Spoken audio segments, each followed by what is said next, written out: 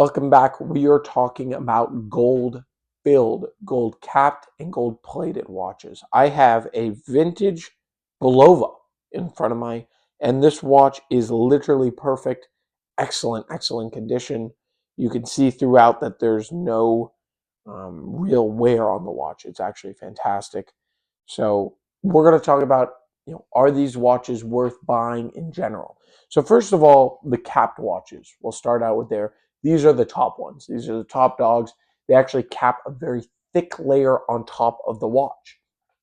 And in the process, it's virtually, you cannot see the stainless steel underneath. Even with dings and wear over time, you won't see it. Examples that I personally back and bought for inventory in the shop.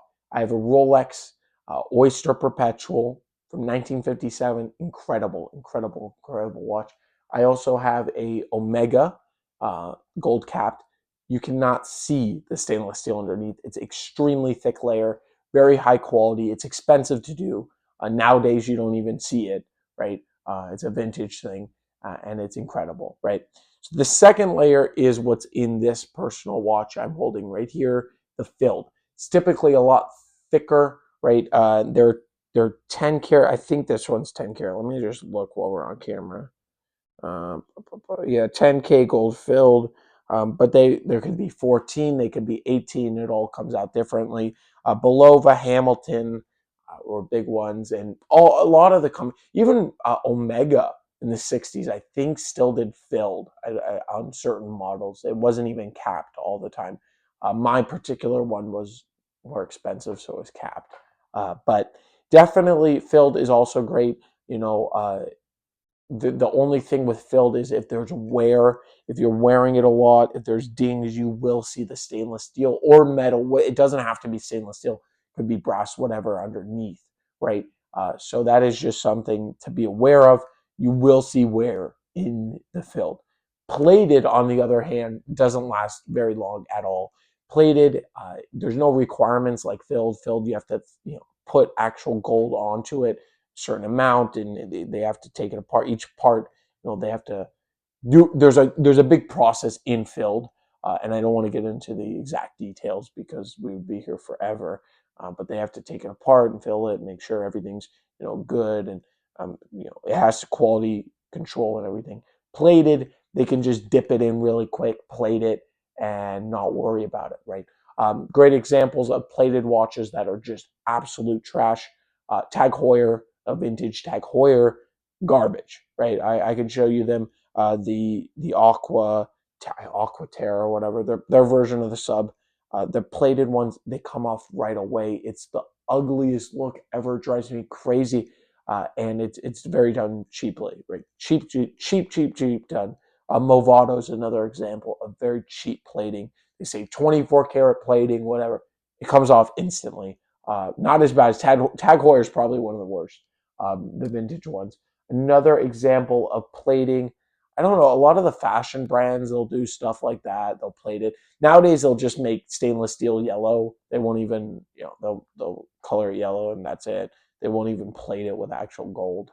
But yeah, so as you can see, I talked about gold filled with a huge, gold capped as a huge light, filled like set middle-ish, maybe towards, the top, and then plated all the way down because, I haven't ever come across just a plain plated watch that's actually great, personally, right? Correct me if I'm wrong, right? There's always exceptions to the rule, but yeah, plating is not something I'm a fan of. All right, it's more of a gimmick, and in jewelry too, it's a gimmick, total gimmick, right? I have a stainless steel plated chain, and as soon as you wear it in the shower, the jacuzzi or whatever, it just comes off, and it's very ugly looking, right? But anyway, filled's great. Capped is the best, and don't ever let people tell you, oh, you can't buy that because it's capped or it's filled, it's not real gold. No, I beg to differ. I mean, there is gold involved, and there's a process, right? Um, Plated, yeah, I mean, it's different. I think the look is really ugly when it goes away, but that's all personal preference. Buy what you love. Don't ever let people tell you that it's not okay to buy plated gold watches. right? These are the three main. There are electric plated. There's other versions of plating, but these are the main ones out there. And I would love to know, would you buy? I mean, this is an excellent blow. I actually have to text a client about this.